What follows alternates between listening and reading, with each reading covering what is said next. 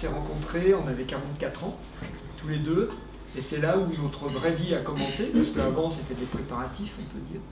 Et on a d'ailleurs ce livre qui est sorti il n'y a pas longtemps, là, sur le chevalier et la princesse. Le chevalier c'est moi, puis la princesse au château magique c'est Rose. Il a été écrit en 2003, c'est-à-dire il y a 20 ans. Et quand je l'ai retrouvé sur le disque dur de l'ordinateur,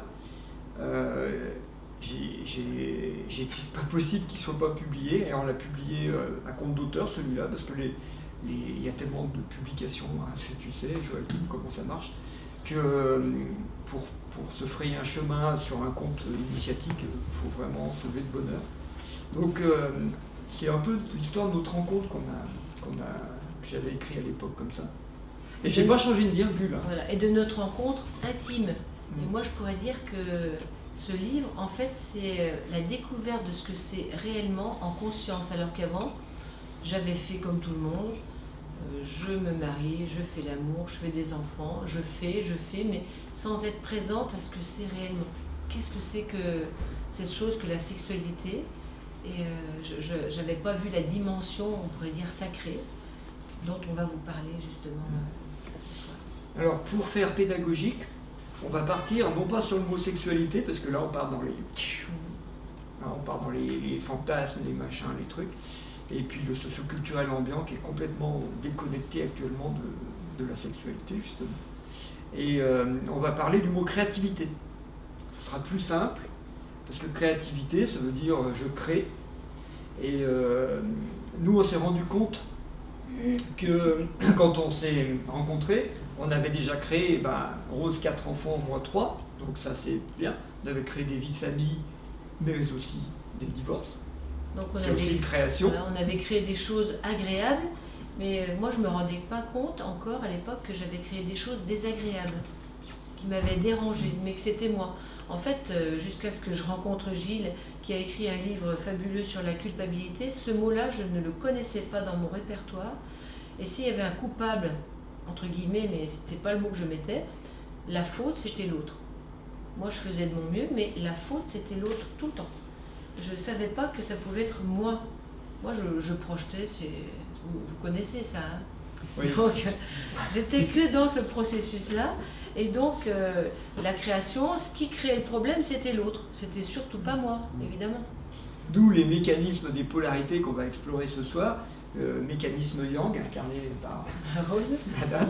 C'est-à-dire, je prends le phénomène, je le fais comme ça, je le mets dehors. C'est l'autre. C'est l'autre.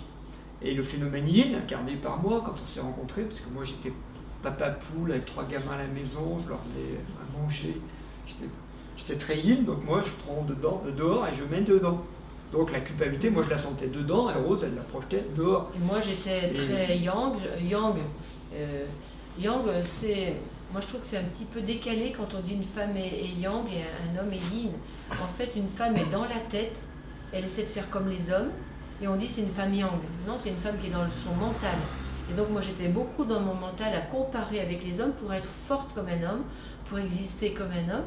Et donc moi j'avais une moto que j'avais débridée pour les griller, les hommes. Hein. C'est moi qui passais le motoculteur parce que mon mari était trop faible, fatigué, c'était trop dur pour lui. Vous voyez le décalage mental total. Jusqu'à ce que les femmes se rendent compte que ça les épuise de forcer leur nature avec ça. Idem pour les hommes d'ailleurs. Ouais. Moi, ma première femme me disait qu'un des reproches lors du divorce, c'était que je faisais tout.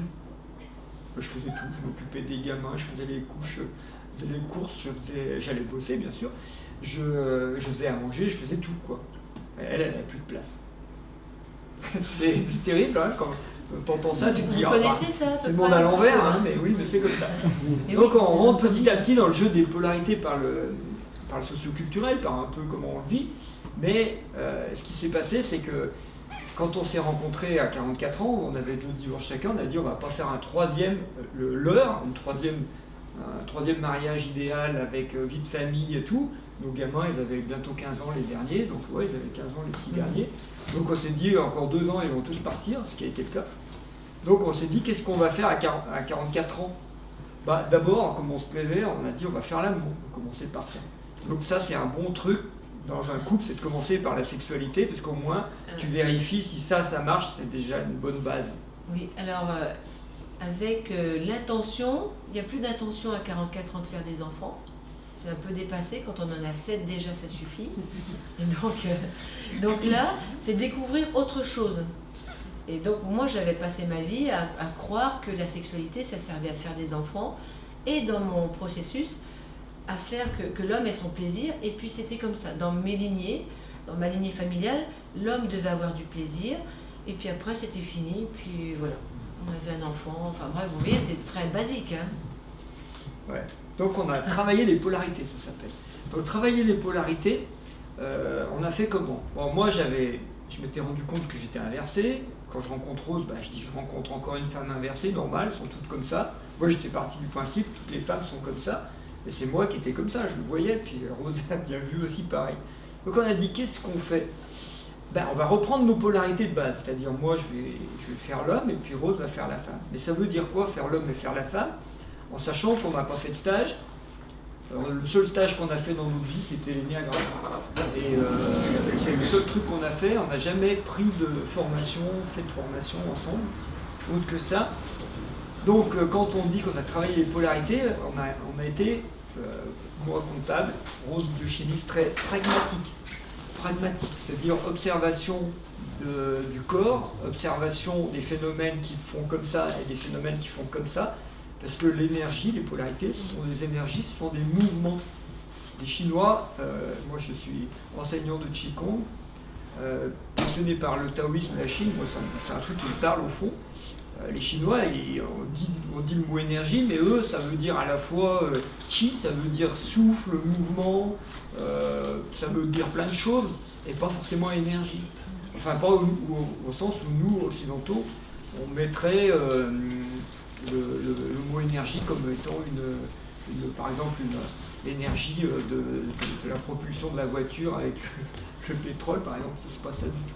Mais ça veut dire un peu mouvement. Donc si on parle de mouvement, quand on parle du yang et du yin, ça veut dire quel mouvement? La première définition, c'est le yang, ça fait ça va vers l'extérieur, ça rayonne, et le yin, ça va vers l'intérieur, donc ça recentre. Et c'est la base de la sexualité. Mais il fallait le découvrir. Voilà. Alors moi, par rapport à ces deux mouvements-là, comme j'étais très yang dehors, mon corps, je vous le dis, n'existait pas. C'est-à-dire que je n'avais aucune sensation dans le corps. Je m'en servais, c'était un outil. Mais dire j'ai une sensation, pendant 3 années, on a approché des lieux sacrés avec les baguettes. Les baguettes fonctionnaient hyper bien. Les personnes dans le groupe disaient « je ressens là, je ressens là ». Moi, je disais rien parce que j'étais mal, je ne ressentais rien. C'est comme si j'avais déserté, parce que j'étais beaucoup dans le mental, dans la tête. Et donc, mon corps, je ne savais pas ce que c'était. C'était un inconnu. Et ma zone sexuelle, n'en parlons pas. Ce qui fait que ça m'a amené, ce travail qu'on a fait tous les deux, à explorer, à écouter mon corps et à devenir un peu l'exploratrice, mais une amie. Je suis entrée en lien pour pouvoir le guider, le contrôler, l'amener à changer, quoi. Donc ça, on va vous raconter après un petit peu en détail le chemin qu'on vous propose et qu'on propose dans le livre avec des exercices pratiques. Mais le but, c'est peut-être pas vraiment de parler de ça ce soir, parce que la séance s'y prête pas, mais par contre de vous emmener à la découverte de qu'est-ce qu'il y a comme potentiel derrière. Nous, on fait ça 3 ans. Puis au bout de 3 ans, on se dit, bon, on en a assez de se voir tous les week-ends, on est presque sûr qu'on va pas... on peut essayer de se remettre ensemble, quoi. Oui, on va tenter. On va pas faire comme certains couples modernes, de dire chacun chez soi, comme ça au moins on est sûr de pas divorcer, quoi.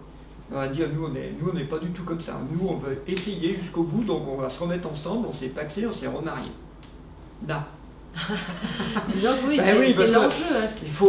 La sexualité, c'est ça, il faut faire des frictions. Donc si vous ne fritez pas à la vie, si vous ne fritez pas à ce qui vous est... à vos difficultés, vous semble être des obstacles, vous ne progressez pas. On reste en retrait, ce qui fait que là, l'enjeu, c'était arrêter d'accuser l'extérieur, dire si ce n'est pas les autres, ça peut être qu'à l'intérieur de nous. Et c'est quoi ce fonctionnement qui empêche de faire un couple, d'être en harmonie et de pouvoir avancer ensemble et créer du nouveau, créer quelque chose. Donc on fait ça. Alors, entre parenthèses, on a fait beaucoup de visites sur des lieux sacrés. Bon, peut-être qu'on a été béni par un lieu sacré sans le savoir, et puis qu'on a été des élus. Mais nous, on ne le sait pas. Hein, c'est à l'insu de notre plein gré. On se met ensemble et 6 mois après avoir investi notre lieu, on découvre la médecine symbolique. Forcé par les événements, c'est-à-dire notre maison, on n'était pas bien, d'autres couples n'allaient pas bien, on s'est dit, bon, il y a un truc qui ne va pas, et là, c'est là où on a pris des baguettes, comme dans des lieux sacrés, et qu'on a découvert le protocole de la médecine symbolique qui n'a pas changé depuis 2006. Donc ça fait une paille, 17 ans, 18 ans. Et nous, on a commencé à expérimenter ce truc-là, mais sans voir que c'était une création. C'est là où je veux attirer votre attention. Oui, sans voir que c'était du nouveau une création qui émergeait. C'est comme si ça nous avait absorbé quelque part dans du nouveau, dans ce qui émergeait à travers nous. Et on ne voyait plus l'extérieur. C'est étonnant, c'est fabuleux. Moi, je regardais ça il y a quelques jours. En fait, pendant au moins 10 ans, de cette découverte, et pendant 10 ans, on a été absorbé. Ça veut dire qu'on était pris tous les jours, c'est-à-dire 7 jours sur 7, par ça. On avait des problèmes dans le corps, j'avais des problèmes physiques dans le corps, je prenais les baguettes, ça me donnait un message, on explorait jusqu'à ce que ce symptôme s'arrête, ça durait à peu près 3 mois. Au bout de 3 mois, on avait un protocole qui permettait d'arrêter les symptômes chez les personnes qui venaient. Pareil, ça leur faisait pareil. Au bout d'un an à peine, même 6 mois, on écrivait un livre et autre chose arrivait et on a été pris par la vie, absorbé par la vie pour découvrir tout ce qui est dans les livres là, qu'on n'aurait pas pu imaginer avec la tête. Quand je dis absorbé, c'est comme si la vie nous avait absorbé là pour nous guider, pour nous faire découvrir ce qu'on ne pouvait pas imaginer. Quand on parle de créativité, après on a appelé ça la médecine symbolique. Ça a mis du temps, le mot a mis du temps à venir, maintenant il est installé, maintenant on est, comme l'a dit Joachim, on est sur le forum des médecines de l'âme, on est sur le mot médecine de l'âme depuis 6-7 ans, tout le monde est en train de s'y mettre, parce que quand il y a un précurseur qui dit quelque chose, tous les gens qui se sentent concernés, donc il y a des trucs qui sortent de partout sur ce thème-là. Et puis c'est dans l'air du temps. Nous on en est à la 5e édition du forum des médecines de l'âme, il y a plein de gens célèbres qui sont venus déjà à ce forum, et il y en a d'autres qui vont venir. Donc on sait qu'on est sur un truc de nouveauté. Et la créativité, je voudrais attirer votre attention sur le fait que la créativité, on devrait la définir correctement. La créativité, c'est quelque chose de nouveau. Quand vous créez un bébé, c'est quelque chose qui n'existait pas. Et vous savez qu'un bébé que vous créez, si vous en créez 2 ou 3, vous allez voir qu'il n'y en a pas un qui est pareil que l'autre. Même si vous le faites, les 2 parents, de la même manière, la même posture, j'en sais rien, imaginons tout ce qu'on veut, ça ne sera pas pareil. La créativité, on ne peut pas imaginer avec la tête ce que ça va donner, vous voyez. On ne peut pas dire « je veux faire ça parce que je l'ai vu chez quelqu'un ». Ça, c'est pas de la créativité. J'ai aperçu quelqu'un qui fait quelque chose, j'aimerais, ça m'a réveillé un potentiel en moi, mais c'est pas la créativité que la vie attend. Je le ferai peut-être d'une manière, mais jamais pile pareil. Sinon, c'est du duplicat, c'est dupliquer, refaire la même chose. Et la vie ne peut pas faire la même chose. C'est impossible. Alors justement, par rapport à ce que dit Rose, la façon de dupliquer et de recopier, en fait, l'humain fait un peu ça quand même. Parce qu'on n'est pas capable d'inventer des choses. Toutes les inventions humaines ne sont que l'observation de phénomènes naturels que l'on applique après de manière industrielle ou électronique ou ce que vous voulez. Si vous voulez, on découvre la rotule, on invente la brouette. On découvre les neurones, on invente l'informatique. On découvre la pensée, on invente les réseaux, Internet, invisibles, les Wi-Fi, les trucs comme ça. Mais ce ne sont pas des inventions humaines, ce sont l'application de choses qui existent dans la vie. Les ondes qui portent nos téléphones, elles existent. On ne les a pas inventées. On a inventé la façon de les utiliser. On a créé une façon de les utiliser.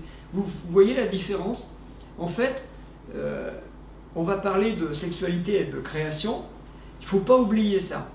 C'est qu'on a besoin d'un homme, d'une femme peut-être, mais on a besoin de l'univers. C'est-à-dire qu'on n'est pas 2 à créer, on est 3 au moins.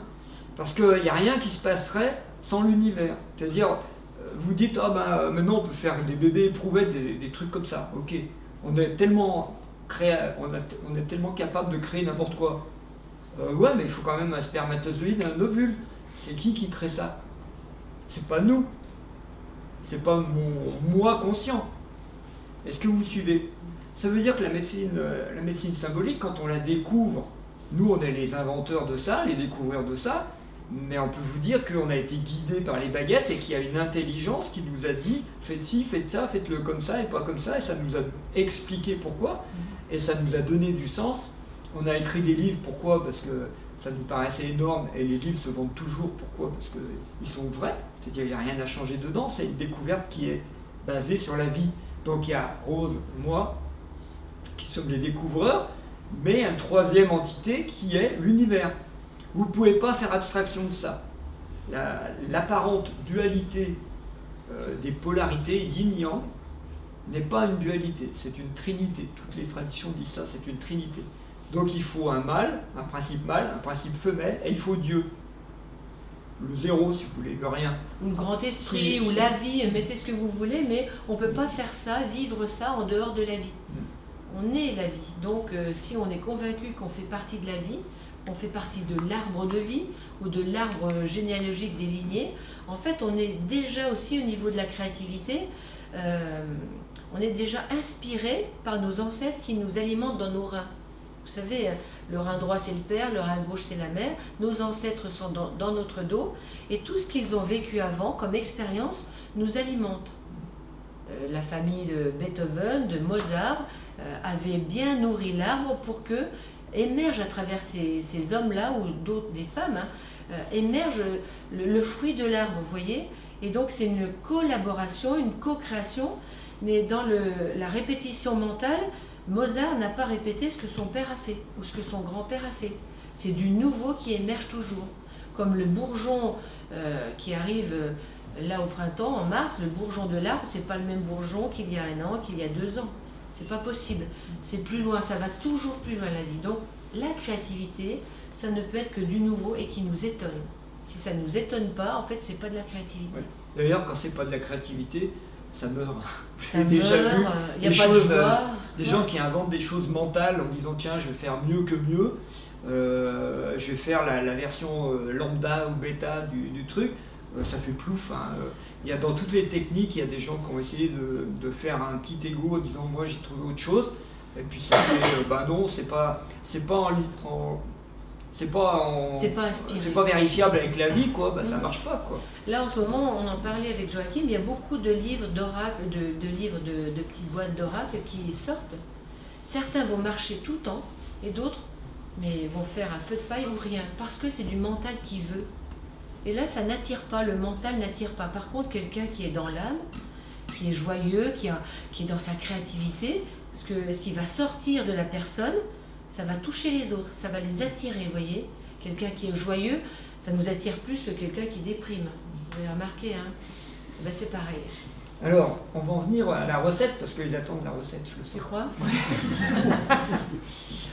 Observons que nous, on est capable de créer des divorces, tous les deux. On va parler de nous, hein, on ne parle pas de vous. Nous, on a été capable de créer des divorces, puis des bien sévères, bien comme il faut. Il y en a, ils sont capables de créer des cancers, des maladies. Il y en a, ils sont capables de créer des faillites, etc. Ça va? Bon. Et à 44 ans, nous, on se rend compte, on bosse un truc qu'on n'avait pas bossé avant, on faisait comme tout le monde, quoi. MMS, vous savez, matin, midi et soir, c'est ça. Donc, les trucs classiques sur la sexualité.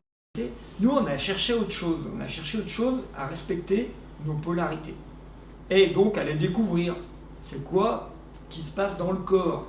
Puisque la polarité, elle est dans le corps. En dessous de la ceinture, c'est polarisé. Là, c'est pas polarisé. Si je ferme les yeux, j'ai pas de polarité. Mais dans le corps, si je l'observe, c'est ça qui arrive à Adam et Ève. Ils se voient, ils se disent ah tiens, on n'est pas pareil. Oh, catastrophe. Donc symboliquement, si en bas c'est polarisé, c'est la matière, c'est le yin, la matière est polarisée. C'est positif, négatif, plus, moins, comme l'électricité. Donc ça peut attirer ou repousser quand c'est les deux, même de plus ou de moins se repoussent. Donc un plus et un moins, ça fait ça. On a observé ces trucs, là ce que dit Rose, c'est vraiment fondamental. C'est le premier exercice du livre, c'est mettez la main sur le sexe du partenaire et observez ce qui se passe. observez ce qui se passe, juste la main sur la polarité. Parce que la main, c'est le chakra du cœur. Et qu'est-ce qu'on fait si on met le cœur en lien avec le chakra sexuel ou l'organe sexuel? Qu'est-ce que ça fait? Il y a des gens, rien. Ah bon? Rien. Donc il n'y a pas de lien entre l'âme et le corps. Donc il y a quelque chose qui Parce bloque. que ça devrait faire quelque chose. Oui. Parce que là, notre polarité, entre parenthèses, il y a des hommes et des femmes. L'âme, elle vient dans un corps polarisé pour se servir de cette polarité-là pour créer quelque chose, pour expérimenter et s'éveiller. L'âme a un seul but dans la vie, c'est à travers ses expériences et ses créations, s'éveiller. Et si on n'expérimente pas cette puissance-là, parce que c'est une puissance phénoménale, puisque c'est le yin ou le yang, le masculin ou le féminin de la vie, si on n'expérimente pas ça, on ne sait pas ce que c'est que notre puissance et on reste impuissant, des enfants impuissants. Donc pour rappeler, l'âme anima, ce qui anime, ça anime. Si ça anime, si je mets en relation mon cœur avec mon sexe, ça devrait animer mon sexe. Si je mets en relation mon cœur avec ma tête et que je lui dis va chercher une bouteille d'eau, je vais chercher une bouteille d'eau. Ça anime, ça va. Si je lui dis avec la tête, et ça devrait aussi animer avec mon corps. Quand mon corps a soif ou faim, ça réveille une envie que l'âme perçoit et que la tête analyse et dit bon, on fait ça. Ça va, vous comprenez? Donc nous, on a commencé comme ça. On s'est rendu compte que de plein de choses. On s'est rendu compte que ça nous guérissait de nos problématiques sexuelles, parce qu'il y a des problématiques qui sont stockées dans les organes sexuels, surtout chez les femmes, puisque c'est un organe creux, ça se remplit. Donc les femmes ont beaucoup de problématiques enquistées, des mémoires, des blessures, oui. plein de trucs. On pourrait dire en attente, là, ce qui fait que les règles, tous les 28 jours, ça élimine, ça permet un nettoyage. Mais il n'empêche que c'est quand même bien rempli, et surtout, comme dit Rose, quand il y a une lignée de femmes qui a été abusée sexuellement, par exemple, alors là, c'est bien blindé. Et ça a été la première découverte, c'est que la sexualité, c'était un instrument de guérison, de soin. Donc là, on n'est pas du tout dans la sexualité ludique, hein, on est juste dans un truc que les taoïstes ont déjà décrit, ça s'appelle l'art de la chambre à coucher. L'art de la chambre à coucher, c'est que la sexualité, pour les taoïstes, la première vertu, c'était le soin. Ben, les Chinois sont obsédés par ça. Hein, toute l'énergétique chinoise est orientée vers le soin du corps. Toute l'énergétique indienne est orientée vers le développement de la spiritualité. Donc la Chine est orientée vers le corps et l'Inde est orientée vers le spirituel. Donc ça va vous permettre de différencier tantra et taoïsme. Parce qu'en Occident, on mélange allègrement tous les trucs en disant que c'est pareil. Non, c'est pas pareil. Le corps, c'est quand même hyper important. Enfin, je sais pas vous, mais c'est la base de la vie. Si notre corps va mal, on ne peut plus avancer, explorer du nouveau. Ça nous ramène à la base pour qu'on s'en occupe. En fait, imaginez que le corps, tel qu'il est, tel que votre corps est, c'est votre outil, l'outil de votre âme. Il a été construit dans le corps de la mère, de votre mère, et votre âme est venue à l'intérieur et l'a investi comme on rentre une main dans un gant. Vous voyez? Imaginez. Et toutes vos cellules sont reliées à votre âme qui anime ces cellules. Et quand le jour où ça va s'arrêter, l'âme va partir dans ses voyages et le corps va repartir à la terre, puisqu'il est constitué de la terre, de ce que vous avez mangé. Vous voyez ça? Commencez donc, dès que votre corps a un problème, on pourrait dire que votre âme est en lien avec ce problème, vous pourrez parler à travers ce problème-là. C'est son message symbolique. Hein. Donc ça, c'était une découverte de voir qu'on n'était pas obligé de passer par des médecins, pas obligé de passer par des psychothérapies, pas obligé de passer par des libérations émotionnelles, qu'en fait, et c'est l'histoire du chevalier, qu'est-ce qu'il fait avec son épée, vous direz, en fait, les organes sexuels sont des organes de guérison. Le pénis peut guérir le vagin peut guérir le pénis. Mais ça, personne ne vous le dit. Bah non. On vous dit au contraire qu'ils ont des problèmes, ou que c'est interdit, mais on ne va pas vous dire qu'ils peuvent guérir. Pourtant, nous, c'est notre expérience. Et on vous dit, ne nous croyez pas, on vous dit toujours ça, hein. Ouais. On vous dit, ne nous croyez pas, essayez, vérifiez. Vérifiez, expérimentez-le. Donc ça, c'est la première étape de la création, c'est de voir que ce qu'on a créé en négatif, on peut le guérir par la sexualité. C'est-à-dire que ce qui a pu être une création de traumatisme, de blessures, de trucs, on peut le guérir. Et pour que vous alliez plus vite, on va vous dire les 2 guérisons que vous allez faire. Les hommes, castration, et les femmes, viol. Ça va? Parce que les femmes, c'est un trou, donc elles ont des mémoires d'envahissement, et les hommes, c'est un plein, donc il y a des mémoires de coupure de castration. C'est vraiment typique des deux problématiques, des deux polarités. Il y en a une qui a peur d'être castrée et l'autre qui a peur d'être violée, envahie, sans son consentement. Ça va? Ça, c'est les deux soins qu'on va tous faire dans la sexualité pour commencer. Et vous allez avoir plein de manifestations, on ne va pas rentrer là-dedans, c'est pas le thème, mais vous allez avoir plein de manifestations chez les hommes comme chez les femmes, dont on ne parle pas, et on fait avec, et même jusqu'au jour où on fait une croix dessus. C'est-à-dire, bon, allez, j'ai 50 ans, je fais une croix dessus, c'est bon, j'ai plus de libido, et puis j'ai plus envie, puis j'ai trop souffert, puis ça fait trop mal, et basta. Et donc, l'outil de la création, on n'y aura plus accès. Il va être en berne. C'est là où on peut se poser la question de qui a intérêt, ou quelle énergie a intérêt à ce qu'on n'accède plus à l'outil de la création. Déjà que les religions nous ont dit de ne pas y aller, alors que les religions sont branchées sur Dieu, théoriquement, c'est louche que les religions nous aient dit n'y allez pas. Sauf le taoïsme et le tantrisme qui ont dit au contraire, allez-y. Eux, ils ont dit le contraire. Mais toutes les autres religions ont dit n'y allez pas. C'est bizarre, non? Vous ne trouvez pas? N'y allez pas, les femmes, vous avez eu des enfants, maintenant vous restez à la maison des bonnes mères. Mais créer plus loin, ben c'est interdit, ça marche plus. J'ai une migraine, pourquoi j'ai une migraine? J'ai des irritations, j'ai des douleurs, j'ai des infections. Vous voyez comment ça bloque? Il y a quelque chose qui empêche les femmes d'aller plus loin parce que créer des enfants, en fait, c'est comme si ça nous montrait qu'on est capable de créer la vie à ce niveau-là. On a le potentiel de créer la vie. Et pourquoi on s'arrêterait à créer des enfants et pourquoi on n'irait pas plus loin et créer ce qu'on a envie? Pourquoi on ne pourrait pas le créer puisqu'on crée la vie? C'est fabuleux. Oui, créer ce qu'on a envie. Je vous rappelle que nous, on a créé la médecine symbolique sans le savoir. Hein. Ouais. C'est après, quand on a fait la récap, qu'on s'est dit, moi c'est un jour en faisant concrètement l'histoire de la médecine symbolique, j'ai commencé quand est-ce qu'on s'est rencontrés, quand est-ce qu'on a fait la première formation, quand est-ce qu'on a commencé à écrire le premier livre, le deuxième, le troisième, quand est-ce qu'on a commencé à avoir des groupes de formateurs, un syndicat de praticiens, des trucs. Et là, j'ai eu un vertige, j'ai dit à Rose, regarde ça.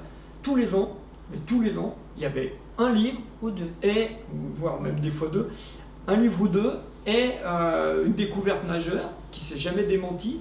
Et ça va crescendo comme ça, sans s'arrêter. Mais tout le temps. Et quand c'est pas un livre, on crée le forum, on crée autre chose, mais tout là, il y a toujours une création qui arrive.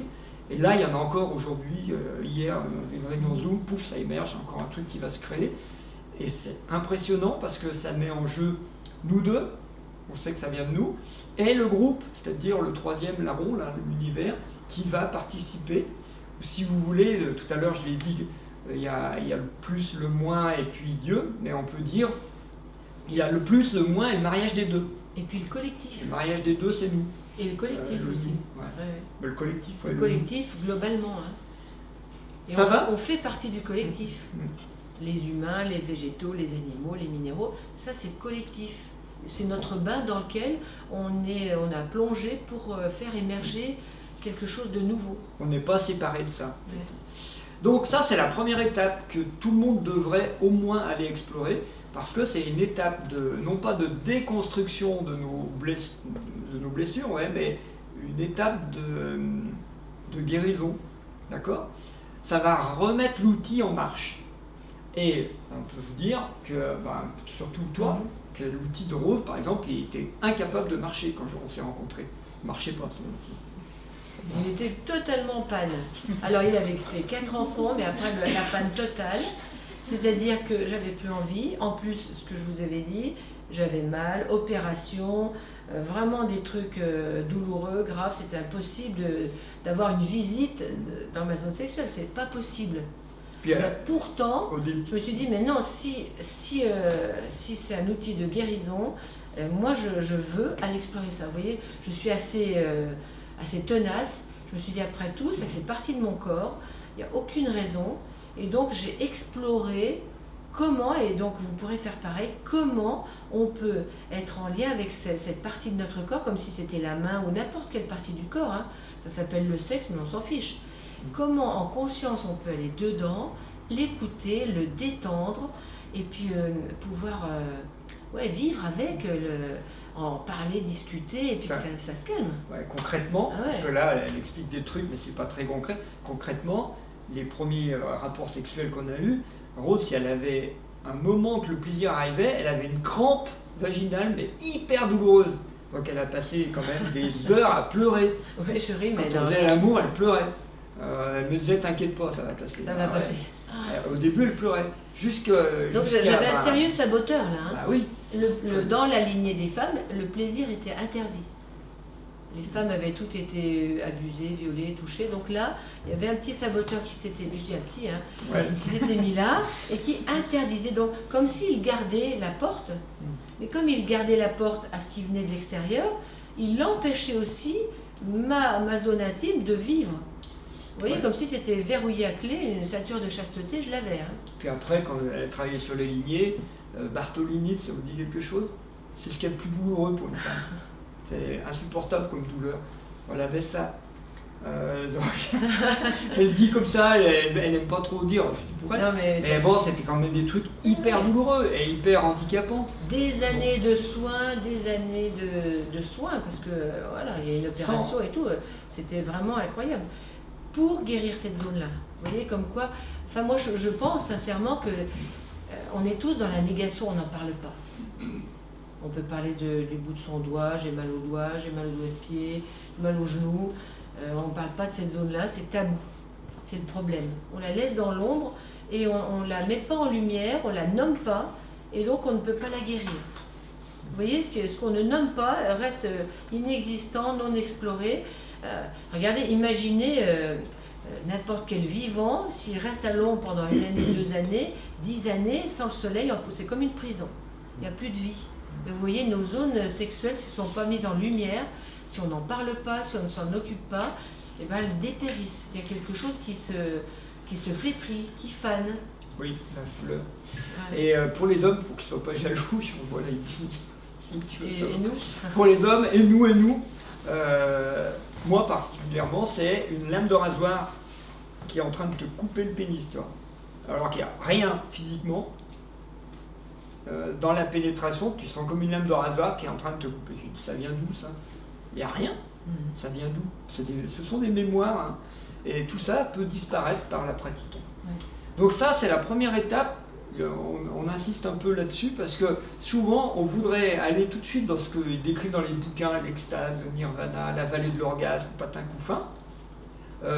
Nous, c'est pas du tout notre discours, on s'en fout complètement, c'est pas ça l'objectif. Voilà, exactement, ça doit pas être un objectif parce que si vous avez un objectif mental, en fait vous allez rester là, projeter, écoutez bien, c'est important, ça projeter ce que vous avez vu, entendu, lu, donc quelque chose du passé, vous allez le projeter devant et ça va pas faire du nouveau, ça va faire je projette ce que je connais, dans l'avenir je dois vivre ça.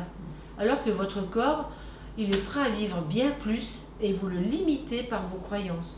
Vous comprenez ce que je veux dire? Et donc surtout, il ne faut jamais mettre quoi que ce soit comme film, comme idée avant, rien du tout. Dire, eh bien j'observe et je vais laisser vivre la vie à travers moi pour voir aujourd'hui ce qui va se passer. Vous devez être étonné. Sinon, si vous n'êtes pas étonné, alors là vous êtes dans la répétition et vous serez déçu. Vous allez voir.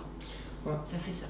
En tout cas, pour la créativité, ne croyez pas qu'il y a une créativité qui est interdite et puis une autre créativité qui est autorisée à un certain moment. Parce que ça, c'est comme quand vous êtes malade, vous pensez que vous êtes malade, mais qu'il y aura un moment, il y aura la guérison. Vous décalez dans le temps la récompense, et du coup, elle n'arrive jamais, parce que votre mental, il est décalé. Ça ne marche pas comme ça. À partir du moment où vous mettez un pénis et un vagin ensemble, ce sont des outils qui sont faits pour créer, ça crée. Ça crée. Qu'il y ait des douleurs, des souffrances ou pas, ça crée quand même. Une femme violée peut avoir un enfant, oui ou non. Donc il n'y a aucun problème avec le psycho-émotionnel ou même avec les souffrances physiques. À partir du moment où ces organes sont faits pour créer, si vous les mettez l'un en lien avec l'autre, ils vont créer. C'est plus fort que tout ça, c'est le principe de base de la vie, le plus, le moins, ovule, spermatozoïde, s'ils sont ensemble, ils créent la vie. Ouais. Après, il y a un deuxième truc qu'il faut savoir, c'est le truc des spirales, du travail en spirale. Quand on travaille en spirale. C'est-à-dire que vous avez un interdit, vous mettez le truc et bling, ça lâche quelque chose, et là vous allez avoir un cadeau qui s'appelle par exemple un orgasme, quelque chose que vous n'avez jamais connu avant, un truc, là, c'est le pied, ça y est, je suis arrivé. Non, tu as fait un tour, et ça va en faire un deuxième tour, un peu plus haut, et bling, tu as des problèmes qui reviennent, tu te dis, mais pétard, ça marchait bien, et là ça marche plus. Non, c'est juste que tu dois retravailler quelque chose de plus profond. Donc ça te fait travailler comme ça, et hop, à nouveau le plaisir revient. Tu dis, ah ça y est, c'est bon, là, maintenant jusqu'à la fin de nos jours, tranquille. Et non, ça revient. En fait, c'est jamais bon. Et ça revient, et ça revient. Et en fait, la sexualité, comme le travail sur soi, comme tout type Il n'y a pas de fin. C'est sans fin. C'est une exploration. Si vous partez du principe que la vie, vous devez l'explorer jusqu'au dernier souffle, et bien alors vous allez voir, vous allez avoir plein de cadeaux, parce que jusqu'au bout, ça s'expanse, la conscience s'éveille, votre corps vous devient un ami qui vous emmène, qui vous révèle en fait, qui révèle votre âme, qui révèle votre potentiel créateur. Ça, c'est fabuleux. En tout cas, ce qu'on veut dire, c'est qu'il n'y a pas à attendre quelque chose, il y a juste à pratiquer, et la pratique va tout de suite faire de la création, que ça soit douloureux ou dans le plaisir, ça fera de la création. Mais la cerise sur le gâteau, c'est quand ça fait du plaisir. Quand ça donne du plaisir au partenaire, c'est quand même mieux de créer dans le plaisir. C'est comme Dieu qui crée l'univers, puis chaque fois il crée quelque chose, il regarde, il dit waouh, c'est le pied. Vous vous rappelez de cette phrase? C'est beau. C'est beau, peut-être. Vous dites quel panard. Mais oui, mais c'est une expression dans les textes hébraïques qui dit qu'il est content, quoi, en fait, il est dans la joie, il est dans la jouissance. Jouissance et joie, c'est la même racine. Donc, voilà, ça c'est le truc. Alors, après, il faut qu'on parle de choses plus précises pour arriver à comment créer en pleine conscience. Parce que nous sommes des procréateurs pour les enfants, et pour nos emmerdes, on est des créateurs inconscients. Parce que personne dans la salle a envie de se créer une maladie, un burn-out, un cancer ou je sais pas quoi. Personne. Pourtant, on arrive à le faire. En ce moment, on est en train de soigner quelqu'un, il s'est créé un Parkinson, mais il est OK, il dit ouais, c'est moi qui me le suis créé, il n'y a pas d'autre hypothèse. Ok, bon, si tu te l'es créé, est-ce que tu acceptes l'idée que tu pourrais le guérir? Le décréer. Ça, c'est vraiment une guérison de l'âme. Parce que il ne faut pas s'attendre à ce qu'il ait un soin et puis boum, son Parkinson disparaît par exemple. Non, ça ne marche pas comme ça. Ouais. Ça ne peut pas marcher comme ça. Parce qu'on a mis des années pour créer un truc, on ne va pas le décréer en 30 secondes ou en 30 minutes. Ça va, vous voyez ça? Mais c'est un chemin. Et ce qui est intéressant dans la sexualité, c'est pour ça que nous on trouve que c'est un super outil, c'est que c'est quand même un chemin agréable. Je veux dire, vous ne prenez pas de médoc, pas de chimio, vous pouvez faire ça quand vous voulez. Surtout entre 5 et 7. C'est surtout quand on peut, en général, parce qu'on a trop d'occupations, ça passe après. Mais en tout cas, c'est une voie intéressante. Donc nous, si on pouvait faire passer ce message-là, pratiquer au moins pour guérir et travailler sur vous, déjà c'est le pied. Après, il faut parler d'éros et de l'érotisme et des jeux sexuels. Parce que c'est là où ça dérape complètement, c'est là où il y a des pièges qui nous attendent. Donc on ne va pas en parler parce que c'est pas intéressant, mais vous voyez bien que dans les médias, ça parle que de ça, et ce sont des pièges. Pourquoi? Parce que quand vous regardez ce qui est proposé comme étant tendance, mode et tout, en général, c'est des choses pas vraiment pénis-vagin, si vous voyez ce que je veux dire. Pas yin-yang. C'est des choses autres. Pas en accord avec les lois de la nature. Ou alors avec pénis-vagin, mais avec des idées un peu pas très claires derrière. Des trucs, il y en a partout. On va pas donner d'exemple, pas les alimenter. Il faut se méfier de ça. Pourquoi? Parce que si les traditions ont dit n'allez pas dans la sexualité, c'était pas que pour nous embêter, c'était aussi parce qu'ils avaient vu qu'il y avait des entités et des forces de tentation pas très sympathiques dans ce domaine. Et donc qui nous amènent à être décalés. En fait, il faut que les partenaires soient matures. Mature, ça veut dire quand ils ont leur maturité physique, émotionnelle et mentale. Oui, et puis c'est surtout maturité mentale, parce que c'est pas une question d'âge. On se rend compte que des gens à 60 ans sont complètement désaxés, et qu'il y a des gens qui sont désaxés depuis tout le temps. Bon, on ne va pas parler de ces cas-là, on s'en fout. C'est juste que nous, dans ce qu'on pratique, il faut qu'on soit clair dans ce qu'on vous propose. Il faut au maximum être dans une lucidité de dire qu'est-ce qui me pousse à vouloir ça ou à faire ça, parce que normalement, dans la sexualité, vous allez vite voir qu'il y a les envies du sexe, qui sont normales, puisque c'est le corps, les envies du cœur, qui commencent déjà à être discutables, et les envies de la tête, qui peuvent être carrément perverses. Et ça, il faut regarder qu'est-ce qu'il y a derrière. Donc, dans le livre, il y a plein d'exercices, justement pour aller à la rencontre de ça et de la culpabilité, pour voir qu'est-ce qu'il y a derrière. Parce que les polarités, par exemple, si vous prenez une des vertus du yang, de la polarité yang, c'est ce qu'on appelle la pénétration. Le yang fait comme ça, donc il pénètre. Et c'est ce qui fait qu'en ce moment, on envoie plein d'outils pénétrants en Ukraine.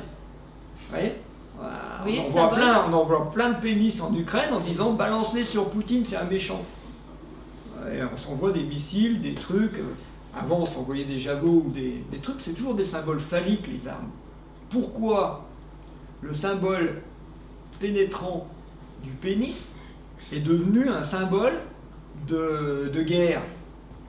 C'est aussi le symbole des perceuses, hein, qui percent les trous dans le mur. Mais ça, c'est utile. Je veux dire, ouais, voilà une utilisation, voilà une invention de l'humain qui est basée sur le pénis, en disant, ouais, le pénis, il fait comme ça. Bon, ben, on va faire pareil, et ça perce des trous dans le mur. C'est top, ça, comme truc. Ouais, mais ça perce aussi des blindages, tu vois, je vais te balancer sur ta ville, là-bas, ça... Bon. Qu'est-ce qui dit ça? Il faut avoir le recul de dire, mais c'est quoi ce symbole? Pourquoi on utilise le symbole yang de cette manière-là pour violer? Pour forcer, pourquoi on fait ça? Pour prendre le pouvoir, vous voyez? Parce qu'il y a une idée derrière qu'il faut pénétrer. Ok, bah alors c'est quoi ton problème avec la pénétration? Et je ne parle pas qu'aux hommes, je parle aussi aux femmes. C'est quoi qu'est-ce que tu as derrière la tête quand tu penses pénétration? Ah, j'ai le pouvoir. Ah ben, qui dit ça? Je vous rappelle que si l'abeille pénètre la fleur, c'est parce que la fleur a fait un parfum. Hein. Si aussi. Si le cerf pénètre la biche, c'est parce que la biche est en chaleur. Hein. Il n'y a jamais un cerf qui va pénétrer une biche qui n'est pas en chaleur. Ça se fait pas. Il n'y a pas envie carrément. Donc vous voyez pourquoi les phénomènes naturels ont été détournés, parce qu'il y a des idées pas très claires, et notamment des idées pas claires chez les humains, c'est des histoires dominant-dominé. Donc il faut aller voir qu'est-ce que c'est que dans la sexualité dominant-dominé. C'est quoi? Et dominant, c'est pas forcément celui qui est dessus. Vous savez ça, dans le sadomaso, qui est le dominant? C'est le sadique ou le masochiste? Allez chercher, tiens. Faites une enquête, faites une étude. Bien malin de savoir qui est le dominant dans le rôle bourreau-victime. Vous connaissez l'histoire du sado et du maso? Non, vous ne connaissez pas? C'est le maso, il dit au sado, fais-moi mal. Et le sado, il lui dit, non. Oui, qui a le pouvoir? Bon. Et en fait, quand vous regardez ça, vous allez voir que les polarités, là j'ai parlé du pénétrant, qui est le symbole du métal, de l'arme, du poumon. Il y a cinq symboles comme ça dans les 5 éléments. Et en fait, vous allez voir que forcément, il y en a un, chez chacun d'entre vous, un voire deux, qui ont un problème. Si c'est pas le pénétrant, ça sera l'enveloppant. Si c'est pas l'enveloppant, ça sera l'attractif. Si c'est pas l'attractif, enfin, il y a toujours un endroit où ça pêche. On dit ah non, là je veux pas. Par exemple, il y a des gens, ils peuvent donner. Le symbole du yang, il donne son sperme, il donne. Et le symbole du yin, il reçoit. Ben, vous avez tous un problème, ou dans le donner ou dans le recevoir. Donner trop, donner de son temps, de son énergie, de son argent, être gentil quoi. Se sacrifier, vous voyez, c'est ça. Donc tout ça, ça fait partie d'un travail sur soi, et on est loin effectivement du tantra, plaisir, vallée de l'orgasme et tout ça. Ça, c'est la cerise sur le gâteau, c'est la récompense. Pour nous, hein, on ne met pas cette intention-là dans la pratique, parce qu'on va mettre une intention de création. On revient sur le terme, on va mettre une intention de création. C'est-à-dire qu'on a observé avec Rose, c'est que quand on a un problème, dans notre quotidien, n'importe quoi, un souci, tiens, on aimerait bien là, on avait un problème, tiens, hier, il y avait, on a besoin d'un cuisinier dans notre lieu d'accueil de stage, et il va nous manquer un cuisinier dans 1 mois. passer les petites annonces, machin, tout ça, on fait jamais ça. Hein. C'est parce que ça marche pas en fait. Nous, on veut que le cuisinier arrive tout seul. Bah, il suffit de faire l'amour avec ça en tête.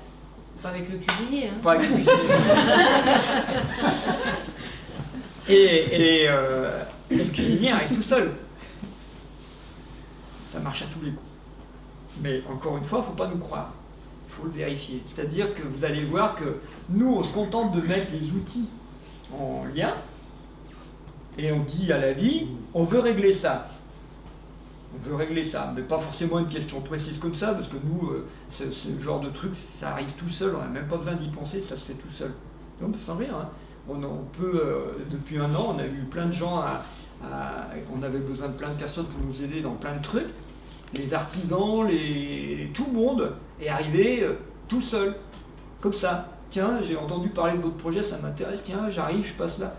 On a recruté personne par la NPO, mais personne. Et ça a toujours été, au moment où on en avait besoin, pile poil, et juste la personne adaptée.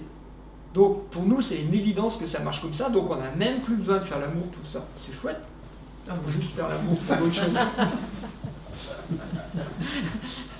Mais ça veut dire, nous, c'est notre hypothèse, hein, nous sommes des chercheurs expérimentateurs. Nous, on cherche, on veut trouver le secret de la créativité, comment ça marche la création, puisque nous sommes à l'image de Dieu, de l'univers, comment ça marche. Donc nous, on veut savoir, on veut la recette. Quand on a découvert la médecine symbolique, nous, on a mis, comme a dit Rose, des mois, des années pour mettre des protocoles en place. Maintenant, les gens, ils arrivent, ils font une formation. Comme toi, ils arrivent, 3 jours, pouf, ils savent faire ce que nous, on a mis 1 an pour découvrir. Bon, ben oui, mais parce que... Et vous avez appris ça comment? Bon, on ne l'a pas appris, on a exploré. Et quand on leur explique le cheminement, les aventures qui nous sont arrivées et les explorations incroyables, ils disent mais c'est fabuleux ce truc-là. Ils n'imaginent pas qu'on ait passé tant d'heures, tant de jours, tant de soirées à explorer avec les baguettes la vie, quoi. En fait, comme les gens ils apprennent rapidement en 3 jours des trucs que nous on a mis 1 an à apprendre, ils nous disent c'est qui vous a appris vous? Oui, c'est nous. Voilà. Parce qu'eux ils croient que nous on a eu un maître ascensionné, je sais pas quoi, qui nous a soufflé ça dans l'oreille. Non, non, non. Tout ça c'est basé par des expériences. Ce sont des expériences. Donc le corps, les expériences c'est dans le corps. On vous dit la sexualité, c'est la même chose. Nous on parie que c'est l'instrument de la création. Alors que tout le monde ici, dans la société occidentale, on pense que la création, c'est la tête. On pense tous qu'on crée avec la tête. Est-ce que vous avez déjà vu dans la nature que l'on pouvait créer avec la tête? À ce moment-là, il n'y a que les humains qui pourraient créer, parce qu'il n'y a qu'eux qui ont un mental. C'est pas le mental qui crée, le mental, il est en train de créer le bazar. Vous le voyez faire, mental? Oui, voilà. Pénurie d'énergie, pollution, destruction de la faune, de la flore, des sols. Est-ce que vous voyez ce que crée le mental? L'accumulation d'argent, est-ce que vous voyez ça, ce que crée le mental? Vous voyez bien qu'il est à contresens, hein? Donc c'est pas lui qui crée. Le mental lui crée le bazar. Il essaye d'avoir, il essaye d'utiliser son avidité pour thésauriser, par exemple, pour mettre de côté. Le mental, c'est pas l'outil de la création. C'est l'outil que l'on devrait utiliser pour faire le café le matin. C'est bien. Moi je dis toujours ça. Faire le café le matin, c'est bien. Tu sais comment brancher la cafetière, tu sais où le café. Le mental est utile. Mais pour créer quelque chose, c'est pas l'outil adapté. Ça, c'est notre hypothèse, mais il faut vérifier encore une fois. Donc notre hypothèse, c'est qu'on crée dans la sexualité. L'organe de la création, il est en bas, il n'est pas en haut, il est en bas. Le problème, c'est que cet outil-là, pour moi, il fonctionne hyper bien. Il fonctionne bien, naturellement, et on le pollue en permanence par nos pensées, nos croyances, et tout ce qu'on imagine ou tout ce qu'on veut comme désir, on le pollue. C'est-à-dire que ce qui vient dans notre tête, ce qui est dans notre tête, comme formatage, comme croyance, comme tout ce qu'on nous met en ce moment, comme notre outil physique en bas fonctionne bien, eh bien ça le manifeste. Vous réfléchirez à ça. En bas, votre zone sexuelle fonctionne très bien et elle manifeste vos désordres mentaux. ça se manifeste dans votre corps et ça se manifeste aussi dehors, comme si vous accouchiez de vos pensées et vous dites pourquoi j'ai créé ça, en fait on m'a dit que j'allais me casser la jambe, nanana, et c'est parce que c'est là, je pense, je le dis, ou on me le dit et ça se fait. En bas, votre zone féminine ou masculine fonctionne hyper bien. Et elle manifeste hyper bien tous vos désordres. Donc après, il faut être vigilant, réveiller cette zone. Hein, vous verrez dans le livre, il y a vraiment le protocole pour aller tranquillement ouvrir ça, ouvrir cette zone fabuleuse, hein, homme comme femme, pour qu'après, ça puisse manifester ce qui doit être au niveau de l'âme. Sinon, on est à côté. Sinon, il n'y a que ça qui prend le pouvoir sur ça et qui crée en permanence le désordre. Donc là, dans ce que vient de dire Rose, ça veut dire qu'on devrait pouvoir pratiquer une sexualité de temps en temps, parce que tout est possible, hein, mais de temps en temps, on devrait être capable de pouvoir pratiquer une sexualité où la conscience, c'est-à-dire le témoin intérieur, se contente d'observer. C'est-à-dire que le mental n'a pas d'intention. Tiens, on ne va pas faire... vous connaissez les intentions du mental, c'est l'homme qui rentre le soir, il dit à sa femme, chérie, il est moustillé par sa secrétaire, il dit, chérie, ce soir, on change de position. Et sa femme lui dit, bah si tu veux, je vais me mettre devant la télé avec une bière, puis tu viens faire la vaisselle. Voilà, toutes les intentions, bon, un petit peu d'humour, c'est pas du bien. Toutes les intentions que l'on a avec la tête, elles vont perturber le corps, comme vient de dire Rose. Donc, l'idée, ça serait de pouvoir être juste observateur de qu'est-ce qui va se passer. Est-ce que l'envie est présente? Comment elle se présente? Est-ce qu'elle est assez affirmée? Pourquoi elle ne serait pas affirmée? Est-ce que je suis en train de penser et du coup ça me coupe de mon envie? Est-ce que, tu vois, plein de trucs comme ça. Et après, d'arriver à une observation de qu'est-ce que le corps a envie de faire, lui, spontanément.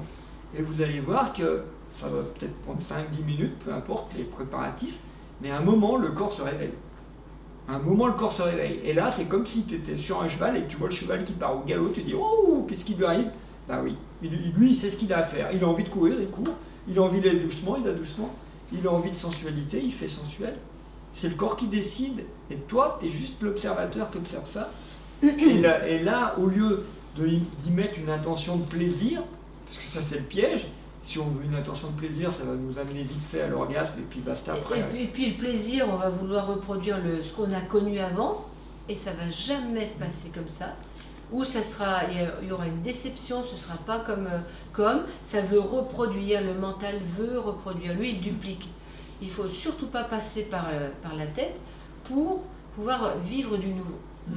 Et donc là, au lieu d'y mettre une intention quelle qu'elle soit, ça va être juste l'observation. Prenez votre pied à observer la création en train de se faire. Comme Dieu, quand il crée l'univers, il prend son pied à voir la création qu'il a faite.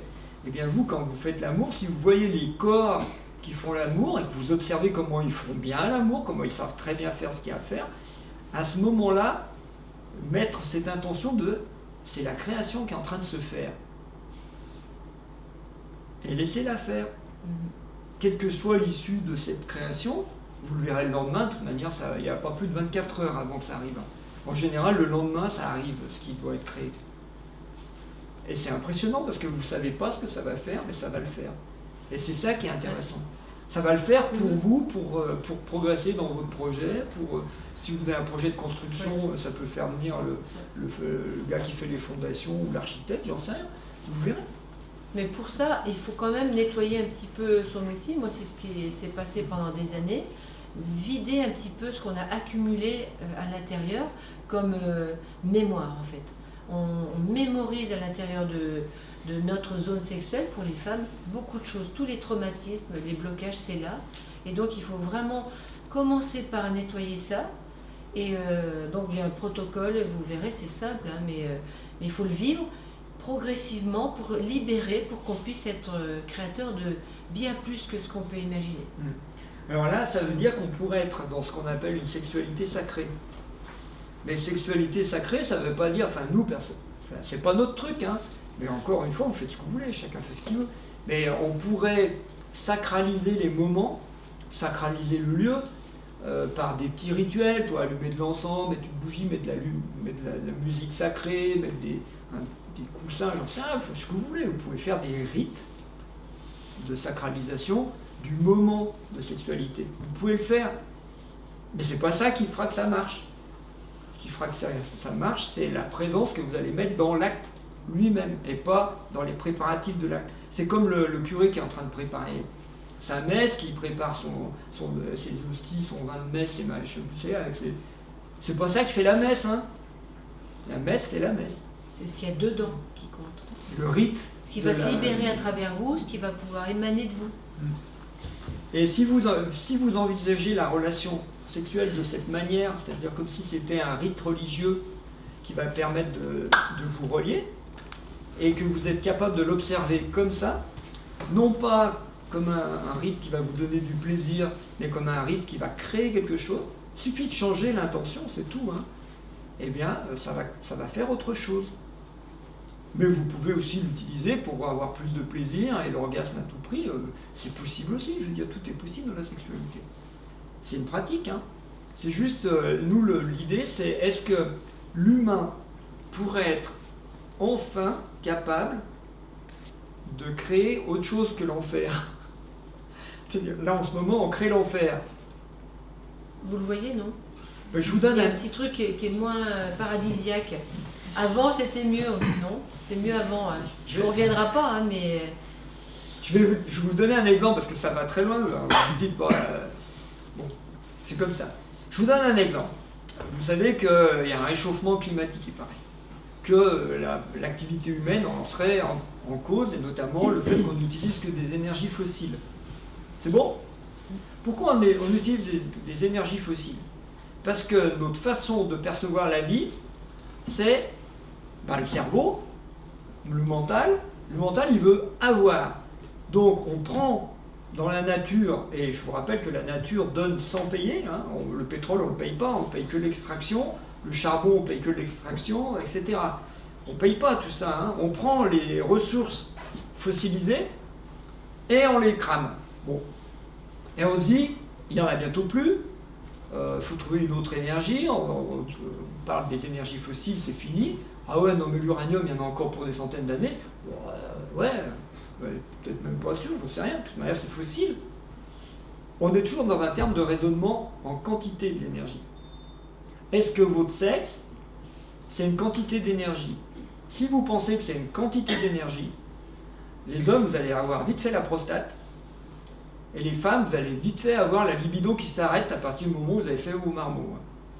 Les marmots, ils sont faits, c'est bon. J'en ai plus besoin de cette quantité-là, je l'ai épuisé, j'ai tout donné aux gamins. Et les hommes vont dire, oula, à 50 ans, ça commence à baisser. Hein. Et voilà. Pourquoi? Parce qu'on considère l'énergie sexuelle comme une quantité. On considère l'énergie qui alimente nos véhicules comme une quantité. C'est pareil. Hein. L'essence, le gaz, le pétrole, tout ça. Il faut faire le plein. C'est une quantité.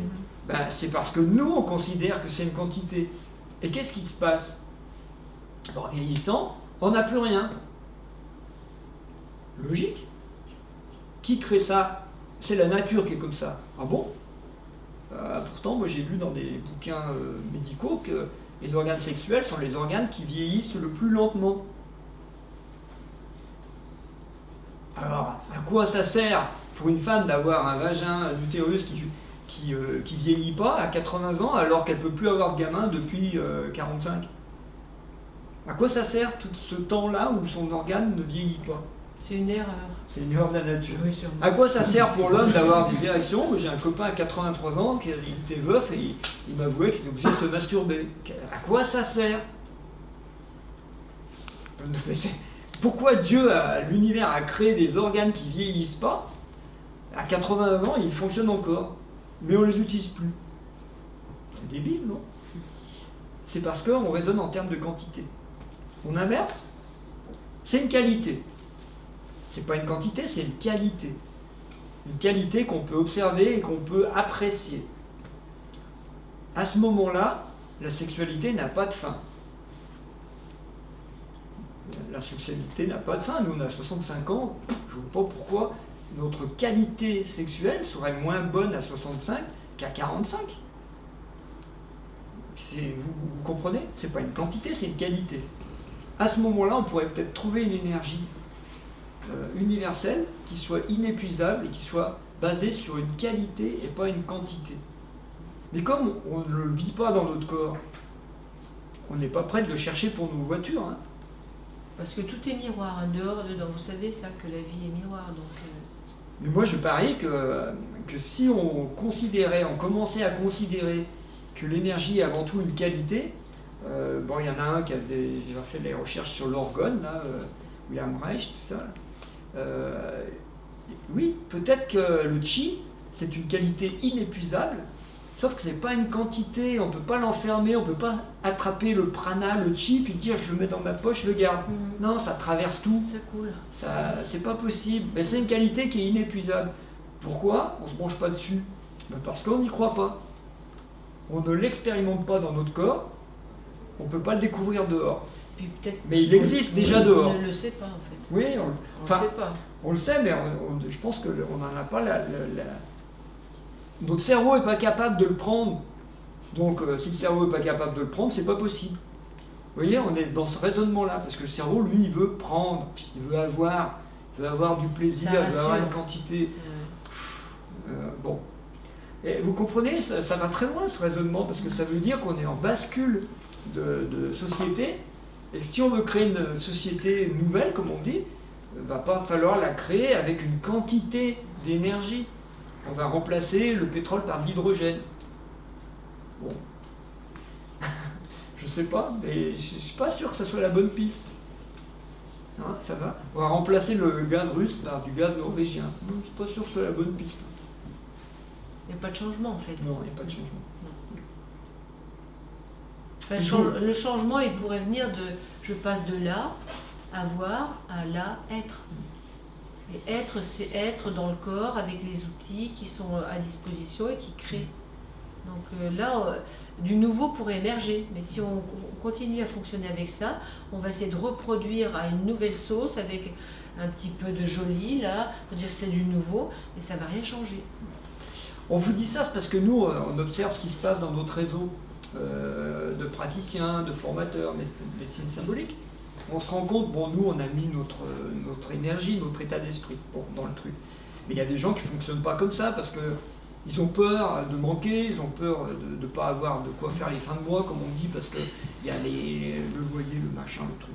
Peu importe. Le mental a plein d'arguments. Tous les gens qui fonctionnent avec cette peur de manquer, de ne pas avoir, ils se plantent tous. Ils se plantent tous. C'est impossible. Ça les fait courir comme des dératés, ils frôlent le burn-out, ils vont pas bien.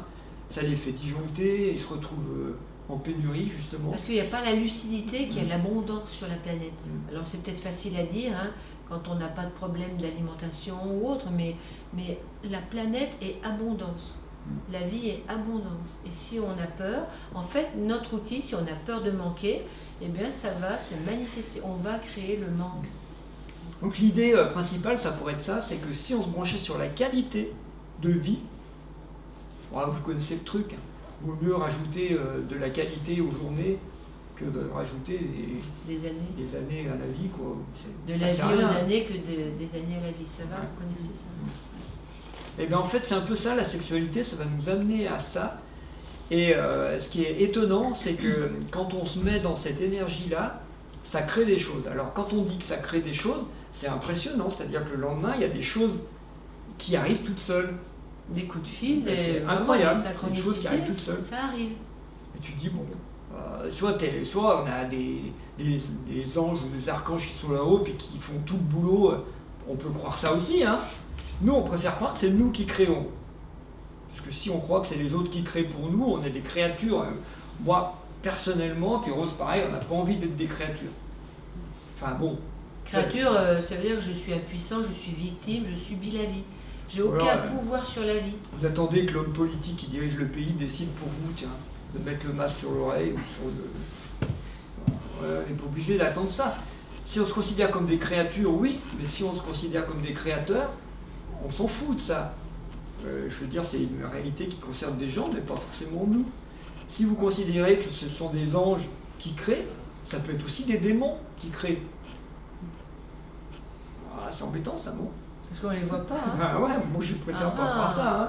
Moi je préfère croire que tout est en moi, mais ça c'est très taoïste, Rose, un peu pareil. On préfère croire que les anges et les démons sont des potentiels en nous, et que c'est à nous de les tenir en laisse. D'être lucide et puis de bien garder le cap, d'être vraiment présent et à l'écoute de ce qui se dit, de ce qui se fait pour nous guider nos pas et puis faire nos choix. Je pense là, on a déjà fait un bon débroussaillage. Oui. Mais il doit y avoir des questions, parce qu'il y a toujours des questions, des préoccupations. Ou si vous n'avez pas de questions, je prends les baguettes pour voir ce que la vie nous dit, parce que je suis curieuse. Vous avez envie de faire un souffle ? En fait, je suis très très curieuse.